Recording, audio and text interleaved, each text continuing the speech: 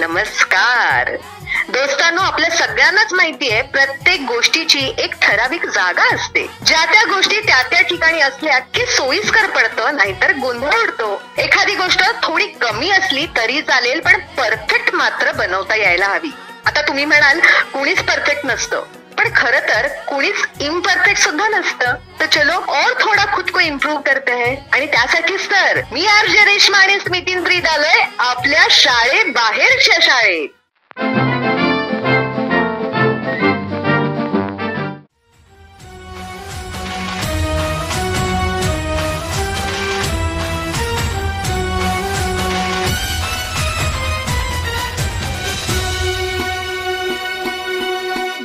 ग्रहण हा धर्म आपला नित्य ज्ञान घेऊ. ज्ञानग्रहण हा धर्म आपला नित्य ज्ञान घेऊ. सरस्वतीच्या मंदिरास या स्वच्छ चला ठेवू. सरस्वतीच्या मंदिरास या स्वच्छ चला ठेवू. स्वच्छ चला ठेवू. स्वच्छ चला ठेवू. स्वच्छ चला ठेवू. स्वच्छ चला ठेवू.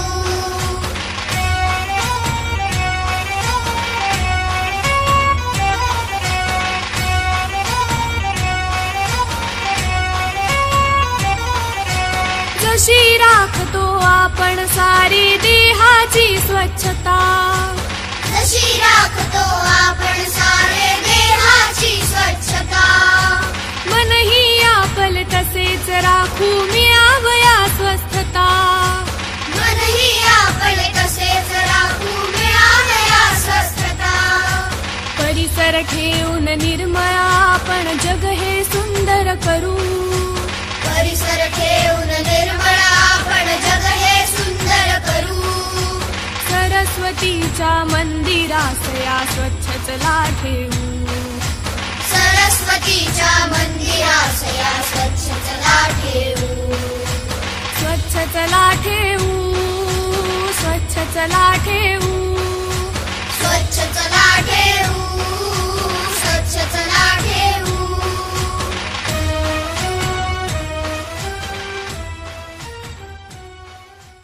हो, स्वच्छतेची सवय तर आपल्याला लागलीच पाहिजे. आणि निरोगी जीवन जर आपल्याला जगायचं असेल तर ही एक चांगली सवय अंगी बाळगायला हवी आपण सगळ्यांनी. हो ना. आणि स्वच्छता हे कोणाच्या दबावाखाली येऊन करण्यासारखं काम नक्कीच नाही. बरोबर. आपल्या निरोगी आणि स्वस्थ जीवनासाठी ही एक चांगली सवय आहे.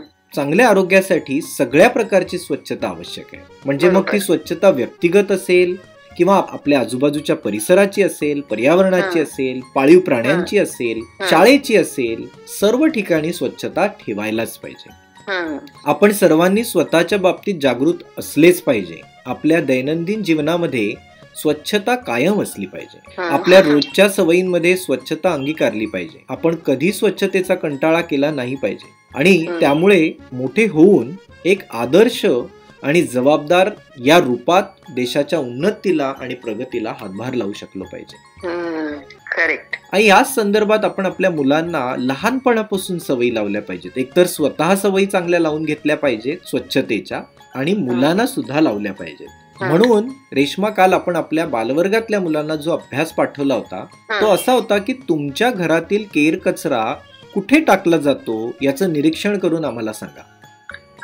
ओके. तर त्या संदर्भात आपण आता बोलणार आहोत सिद्धार्थ चौधरी या इयत्ता पहिलीतल्या मुलाशी, जो राहणारा आहे गाव लिखित पिंपरी, तालुका परतूर, जिल्हा जालना इथला. त्याच्याशी बोलूया आणि त्याचे बाबा श्री रमेशजी यांच्याशी सुद्धा बोलूया आणि समजून घेऊया सिद्धार्थच्या घरी नेमका केर कचरा कसा आणि कुठे टाकला जातो ते. येस, बोलूयात आता आपण सिद्धार्थशी. रमेशजी नमस्कार. शाळेबाहेरच्या शाळेमध्ये तुमचं स्वागत आहे. नमस्कार मॅडम. कसे आहात तुम्ही आणि कसा चाललाय सिद्धार्थचा अभ्यास? मी आज छान आहे आणि सिद्धार्थ ही छान आहे. शाळेत चांगली तयारी चालू आहे त्याची. Very good. अच्छा, आमच्याकडून शाळेबाहेरच्या शाळेमधून सिद्धार्थला अभ्यासाचे मेसेज मिळत आहेत रोज. शनिवारी अभ्यास देतात सर आणि तो आठवडाभर मुलं करतात. मग झूम मिटिंगच्या द्वारे अभ्यास देतात आमचे सर इथं गावातले सर. अच्छा, बरं. रमेशजी, आपण काय काम करता?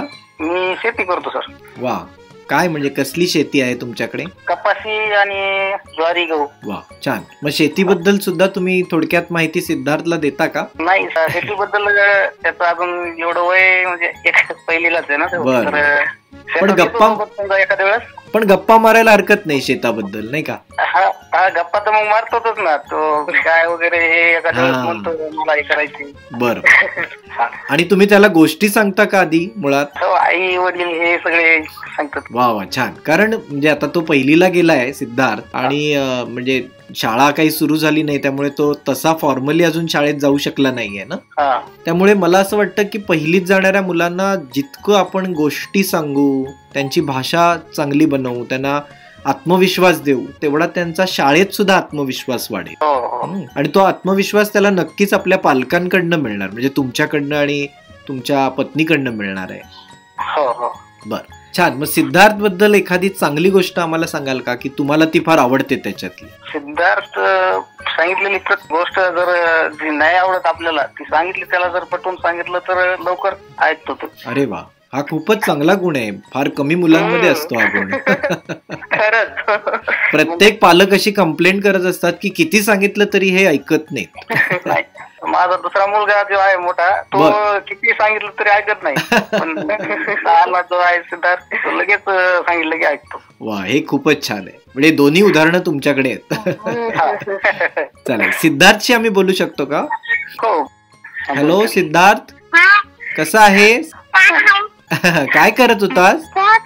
अरे वा, मग आपण थोडस बोलूया, मग तू पुन्हा खेळायला जा. ओके. अच्छा, आम्हाला सांग, तुमच्या घरामध्ये जो कचरा असतो, केर कचरा असतो, तो कुठे टाकतात सगळेजण? अच्छा, तुमच्या घरी कचरा पेटी बनवली आहे का? मग अच्छा, मग असे सगळेजण नेतात की कोणीतरी एक जण तुमच्या घरातला कचरा एकत्र करून ठेवतो? आई काम करते का कचरा साफ करण्याचं? पण मग आपण सगळ्यांनी मदत करायला पाहिजे का आईला? हा, मग आता सगळ्यांनी आता उद्यापासून आपापला कचरा त्या कचरा कुंडीत टाका. ओके, चालेल. खूप मजा आली तुझ्याशी बोलून. तुला आली का मजा आमच्याशी बोलून? बरं, आता पटकन खेळायला जायच्या आधी पटकन एक छानसं गाणं म्हणून दाखव आम्हाला.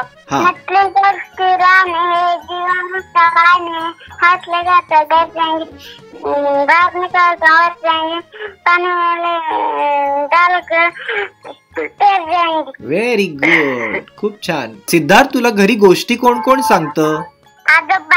अरे वा, छान. आजोबा गोष्ट सांगतात? तुला आवडतात त्या गोष्टी? ओके, छान, मस्त. चालेल, ओके, बाय. जा खेळायला पटकन, बाय.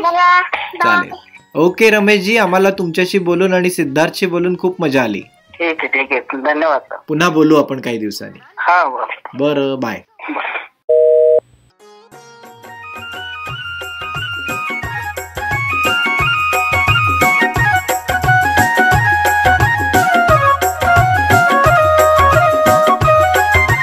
स्वच्छतेचे स्वच्छ मनाने रुजवू हे अभियान.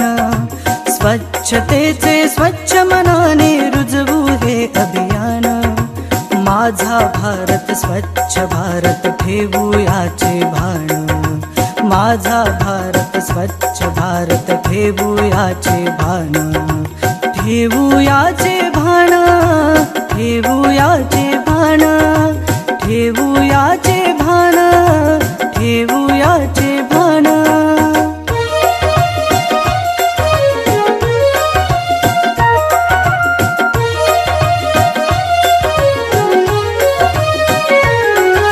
स्वच्छतेचा धनासारखा धरुणी आता ध्यास.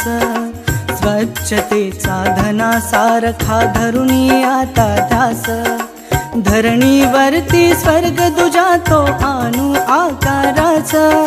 धरणीवरती स्वर्ग दुजा तो आणू आकाराच. जिथे स्वच्छता असे सदा तिथेच तो आमोद.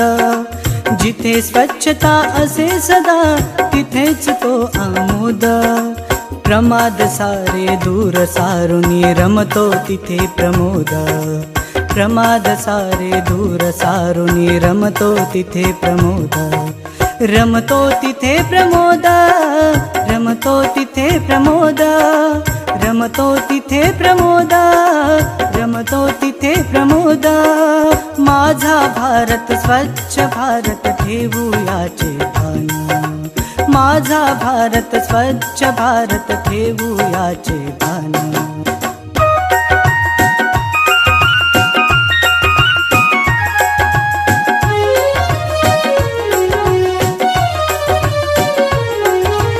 आरोग्याला जपण्यासाठी दूर करावी घाण, आरोग्याला जपण्यासाठी दूर करावी घाण.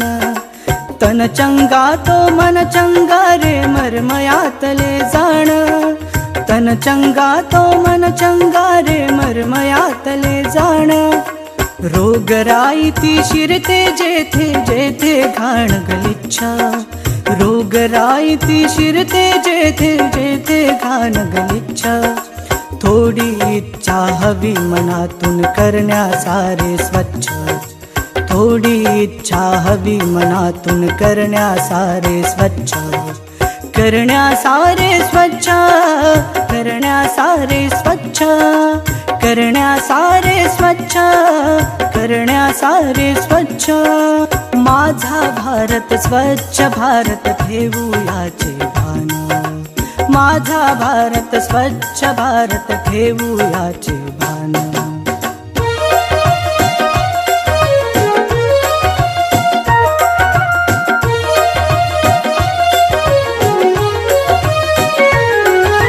छान छान हे मन ही आमचे छान छान संदेश, छान छान हे मन ही आमचे छान छान संदेश.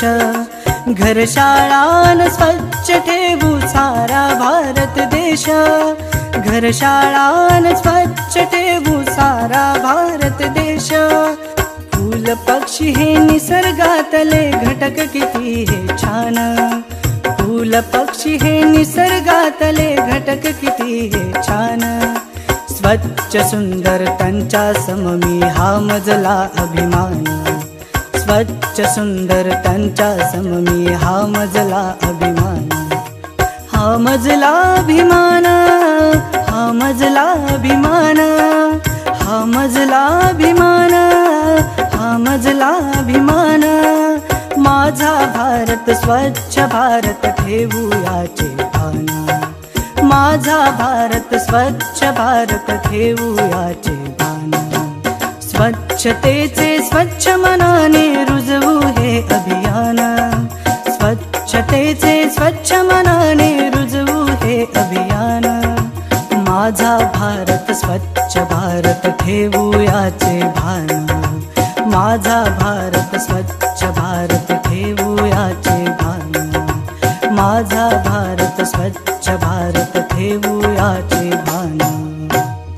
खरंच स्वच्छता ही महत्वाची आहेच आणि आपल्या शाळेमध्ये याचा अभ्यास होतोय. स्मितींजी, या मुलांना आदर्श विद्यार्थी म्हणून घडवताना आपण वेगवेगळा अभ्यास देतो, तुम्ही वेगवेगळे छान सल्ले देतात. त्याचबरोबर आज तुम्ही समाजाचा एक आदर्श घटक बनण्यासाठी सुद्धा एक छान गोष्ट पुढे घेऊन आलेला आहात. मग आता आपण 3री ते 5वीच्या विद्यार्थ्यांना काय अभ्यास दिला होता? काल आपण जो 3री ते 5वीच्या विद्यार्थ्यांना अभ्यास पाठवला होता तो होता लीप वर्ष म्हणजे काय आणि ते कसं ठरवतात, कशाच्या आधारे ठरवतात. तर त्याबद्दल आपण अधिक माहिती समजून घेणारच आहोत. तर ऐकूया लीप वर्ष म्हणजे काय आणि ते कसं ठरवतात. ओके.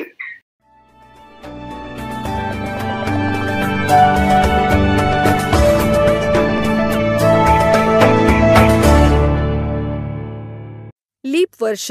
मुलांनो, आता आपण लीप वर्षाविषयी थोडंसं जाणून घेऊया. आपण वर्षातील महिने व त्यांचे दिवस यांचा अभ्यास केला आहे. मग मला सांगा, सर्वात कमी दिवस कोणत्या महिन्यात असतात? फेब्रुवारी महिन्यात सर्वात कमी दिवस असतात. बरोबर. आपल्या वर्गात फेब्रुवारी महिन्यात कोणाकोणाचा वाढदिवस असतो? बाई सुहास आणि रजनीशचा. पण सुहासची जन्मतारीख 29 फेब्रुवारी आहे. दरवर्षी 29 फेब्रुवारी ही तारीख नसते, तर 4 वर्षांनी ही तारीख येते. म्हणजे सुहासचा वाढदिवस 4 वर्षातून एकदा येतो. मुलांनो बघा, सर्वसाधारणपणे ज्या वर्षाच्या संख्येला 4 ने पूर्ण भाग जातो त्या वर्षातील फेब्रुवारी महिन्यात 29 दिवस असतात. अशा वर्षाला लीप वर्ष असे म्हणतात. उदाहरणार्थ, जर आपण 2008 हे वर्ष घेतले तर या वर्षाला 4 ने भाग जातो, म्हणजे 2008 या वर्षातील फेब्रुवारी महिन्यात 29 दिवस असतील. लीप वर्ष हे दर 4 वर्षांनी येते. जर 2008 हे लीप वर्ष होते तर पुढील लीप वर्ष हे 4 वर्षांनी म्हणजे 2012ला असेल. त्यानंतर 2016, 2020, 2024ला असतील. परंतु 1900, 2000 अशा शतक वर्षांच्या बाबतीत जरा वेगळा नियम आहे. शतक वर्षांच्या संख्येला 400 ने भाग गेला तरच ते लीप वर्ष असते, म्हणजे 2000 हे वर्ष लीप वर्ष होते. पण 2100 किंवा 2200 ही लीप वर्षे असणार नाहीत, कारण या वर्षांना 400 ने पूर्ण भाग जात नाही. लक्षात ठेवा मुलांनो, लीप वर्षात इतर वर्षांपेक्षा 1 दिवस जास्त येतो. इतर वर्षात एकूण दिवस 365 असतात, तर लीप वर्षात 1 दिवस जास्त असतो, म्हणजे 366 दिवस असतात. मुलांनो, आपण या पाठात कालमापनाची माहिती करून घेतली आहे. ती कायम लक्षात ठेवायला हवी, बरं का?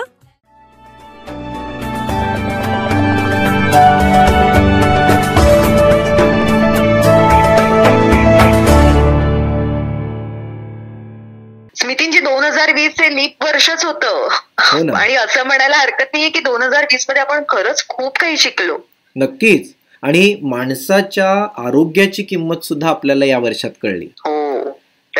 मुलांनो, आपल्या सर्वांना आरोग्याबद्दल खूप सारी माहिती नक्कीच असायला पाहिजे, की नेमकं आरोग्य कसं राखायचं, निरोगी राहायचं असेल तर कोणकोणत्या गोष्टींची काळजी घ्यायची. त्याचसोबत आपल्याला रक्तगट कोणते कोणते असतात, कोणता रक्तगट कोणत्या रक्तगटात चालतो याची सुद्धा आपल्याला माहिती असायला पाहिजे. रेश्मा, आपण 6वी ते 8वीच्या मुलांना हाच अभ्यास दिला होता की रक्तगट याच्याबद्दल माहिती गोळा करा. तर त्याच संदर्भात आपण आता बोलूया दर्शन लांजेवार या इयत्ता 8वीतल्या विद्यार्थ्याशी, जो राहणारा आहे गाव एकोडी, तालुका साकोली, जिल्हा भंडारा इथला. त्याच्याशी बोलूया आणि त्याचे बाबा गोविंदजी यांच्याशी सुद्धा बोलूया आणि ऐकूया दर्शनने ह्या रक्तगटांबद्दल काय माहिती गोळा केली. ओके, ऐकूयात. गोविंदजी नमस्कार, शाळेबाहेरच्या शाळेमध्ये तुमचं स्वागत आहे. नमस्कार मॅडम. नमस्कार. कसे आहात तुम्ही? ठीक आहे. ओके, ऐकता का आपण हा कार्यक्रम नेहमी, शाळेबाहेरची शाळा? कसं वाटतं तुम्हाला हा कार्यक्रम? बरं वाटतं ना. ओके, आणि आज दर्शनचा त्यामध्ये समावेश झालाय, त्यामुळे आनंद होत असेल नक्कीच. नक्कीच आनंद होईल मॅडम, आणि पहिल्यांदाच आपण तुझ्या दुकानामध्ये समाविष्ट झालेलं आहे. ओके, आपण काय करता गोविंदजी? माझे हेअर कटिंगचे सलूनचे दुकान आहे साकोलीला. साकोली तालुक्यामध्ये, भंडारा जिल्ह्यामध्ये साकोली तालुका आहे, आणि साकोली तालुक्यामध्ये आपली दुकान आहे जेड पार्लर म्हणून. गोविंदजी, तुमच्या गावाचं नेमकं नाव काय आहे? परस्टला सर, परस्टला. साकोली तालुक्यावरून 8 किलोमीटर अंतरावरती पिंकर मार्गावरती परस्टला गाव आहे. बरं, ठीक आहे, ठीक आहे. छान, चांगलं वाटलं तुमच्याशी बोलून. दर्शन आहे का? हो सर, आहे. आम्ही त्याच्याशी बोलू शकतो? हो सर, नक्की. हॅलो दर्शन, कसा आहे? ठीक आहे सर. आणि शाळेबाहेरची शाळा रेडिओ कार्यक्रम ऐकतोस का तू? हो सर. कसा वाटतो तुला कार्यक्रम? खूप छान. मग इतर मुलं जेव्हा बोलतात, त्यांचे अनुभव सांगतात, ते ऐकायला तुला आवडतं का? हो सर, मला पण वाटते का मी पण बोलावा. मग छान, आज तुझा नंबर लागलाय. गुड. दर्शन, तू तुझ्या शाळेचं आधी नाव सांग बरं आम्हाला. येस सर, माझ्या शाळेचे नाव आहे जिल्हा परिषद सदा कनिष्ठ महाविद्यालय एकोडी. बर, आणि तुमच्या गावाचं नाव काय? आणि आमच्या गावाचे नाव आहे परस्टेला. Okay, good. तू आता कितवीला गेलायस? आता 8व्या वर्गात गेलाय. 8व्या वर्गात गेलायस. बर, मग आम्ही जो काल अभ्यास पाठवला होता त्यात विचारलं होतं की रक्तगट कोणते कोणते असतात, कोणता रक्तगट कोणत्या रक्तगटाला चालतो, याची माहिती काढली आहेस का? हो सर. मग सांग बरं, काय आहे तुझ्याकडे माहिती? माझ्याकडे माहिती आहे, मानवात एकूण 4 रक्तगट असतात. बर. 4 म्हणजे पॉझिटिव्ह, 4 आणि निगेटिव्ह 3.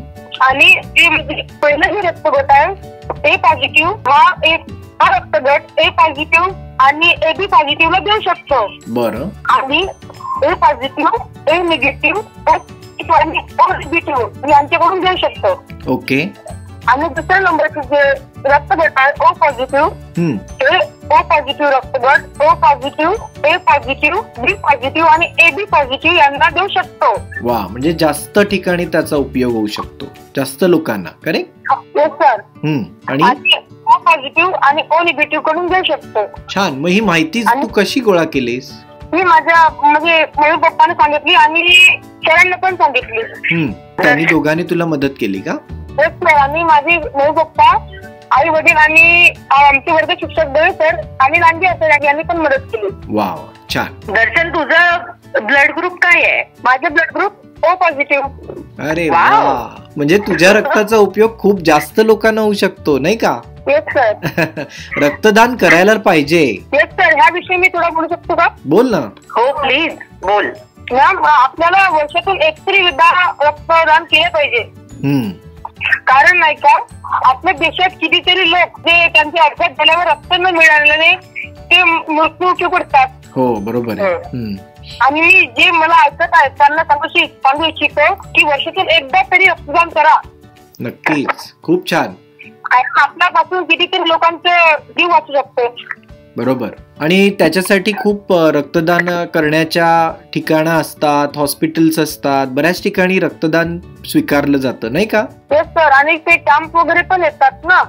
बरोबर. करेक्ट. त्यामुळे आपल्याला इतरांसाठी, त्यांना जगण्यासाठी मदत करण्यासाठी रक्तदान केले पाहिजे. खूप छान माहिती दिलीस दर्शन तू आम्हाला. Yes sir. तुला मोठं होऊन काय बनायची इच्छा आहे? मला मोठं होऊन इंजिनियर बनायचं सर. वा, खूप छान. कोणत्या क्षेत्रात इंजिनियर व्हायचंय तुला? मला इलेक्ट्रिकल डिपार्टमेंट. Very good. खूप छान. Yes sir. चालेल. ओके. छान. तुझ्याशी बोलून खूप मजा आली आणि तुझ्या बाबांशी बोलून सुद्धा. Yes sir. चालेल, आपण पुन्हा बोलू. Bye bye. Bye sir. Bye. कृतज्ञता को रखती जागृत रक्तदान यह श्रेष्ठ साधना, रक्तदान यह श्रेष्ठ साधना, रक्तदान यह श्रेष्ठ साधना. नमस्कार मित्रांनो, रक्तदान हे सर्वश्रेष्ठ दान असते असे म्हटले जाते. मात्र बरेच जण रक्तदान करण्यासाठी स्वतःहून पुढाकार घेत नाहीत. रक्तदान केल्याचे फायदे. तज्ज्ञांच्या माहितीनुसार रक्तदान करण्याचे असंख्य आरोग्यदायी फायदे आहेत. रक्तदान केल्याने तुमच्या हृदयाचे आरोग्य सुधारते.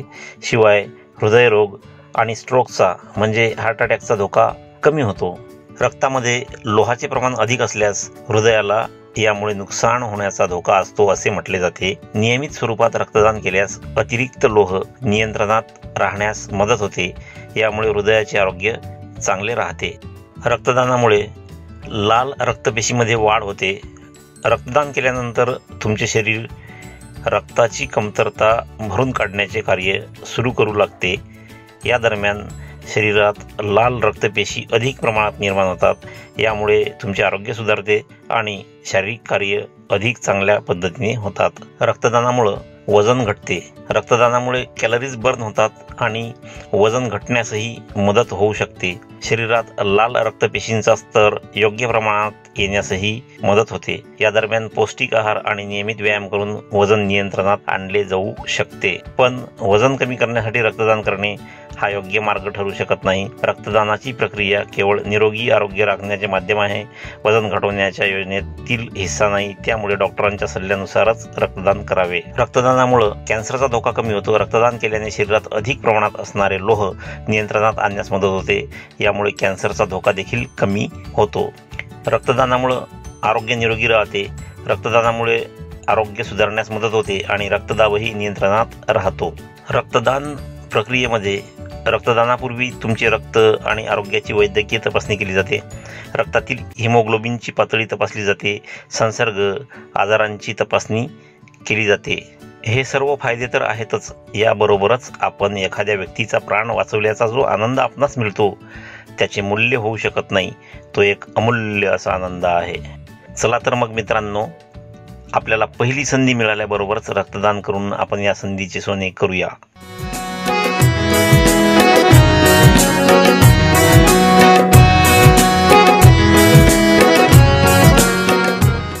प्रथम एज्युकेशन फाउंडेशनद्वारे जनहितार्थ जारी. नमस्कार. तुम्ही सर्व स्वस्थ आणि सुरक्षित असाल अशी अपेक्षा आहे. त्यासाठी आवश्यक नियमांचं पालन जरूर करा. गरजेच्या वस्तू खरेदी करण्यासाठी तुम्ही बाहेर जात असाल तर परत आल्यावर काही बाबतीत काळजी घेणं अनिवार्य आहे, जेणेकरून कोरोना विषाणू म्हणजेच व्हायरस घरात घुसणार नाही आणि घरात त्याचा संसर्ग होणार नाही. काही महत्त्वाच्या सूचना लक्षात घ्या. बाहेरून घरी परतल्यावर काय कराल? घरात पाऊल ठेवण्याआधी तुमच्या चपला उंबरठ्यापासून थोड्या दूर अंतरावर काढा आणि त्या तिथेच राहू द्या.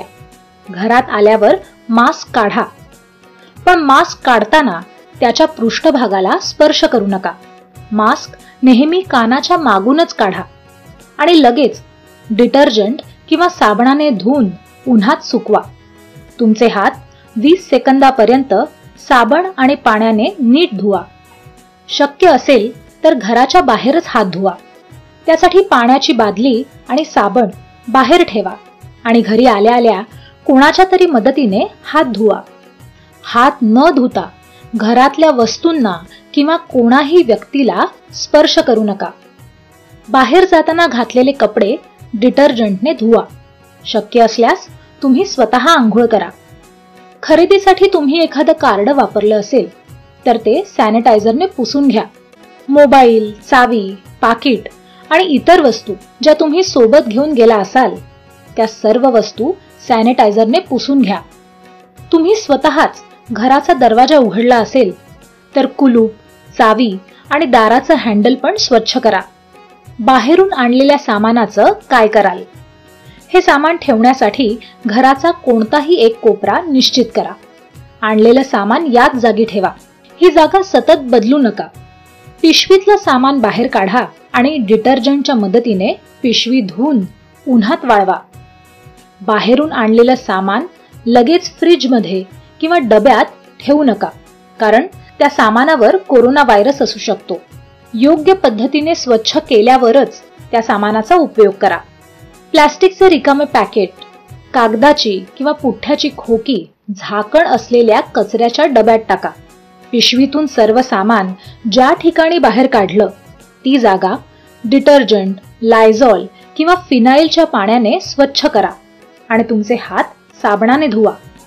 भाज्या किंवा फळं खाण्यापूर्वी काय काळजी घ्यावी हे आपण पुढच्या क्लिपमध्ये पाहू.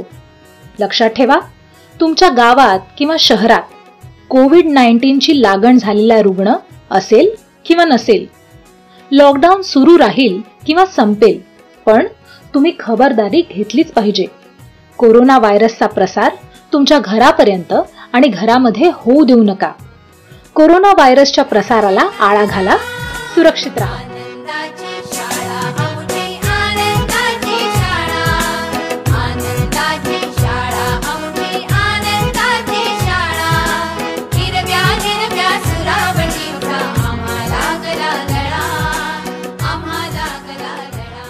स्मितीजी, आज आम्हाला आणखी थोडं इम्प्रूव्ह करण्यासाठी कोणता सुविचार देणार आहात? आज आपण स्वच्छता, रक्तदान अशा वेगवेगळ्या सामाजिक गोष्टींबद्दल बोलतोय. म्हणून मला असं वाटतं की आजचा सुविचार असा आहे, स्वच्छता म्हणजेच रोजचा सण. स्वच्छता म्हणजेच रोजचा सण, नाहीतर कायमचे आजारपण. म्हणून स्वच्छता राखूया आणि आपल्या सर्वांचेच आरोग्य चांगले सुधारूया. नक्कीच. सो फ्रेंड्स, असं म्हणतात की परफेक्शनला इम्प्रूव्ह करणं थोडं कठीण असतं. म्हणजे कसं? तर आता मला सांगा, ताजमहाल मध्ये अजून चांगले बदल करायचे आहेत तर कसे करणार? नाही ना जमणार, कारण आधीच ते एवढं परफेक्ट आहे. असंच परफेक्ट स्वतःला घडवता आलं पाहिजे आणि त्यासाठी नेहमी सकारात्मक राहा आणि इतरांना आनंद देण्याच्या बाबतीत युनिव्हर्सल डोनर बना. Be positive, stay unique. Bye bye. नमस्कार.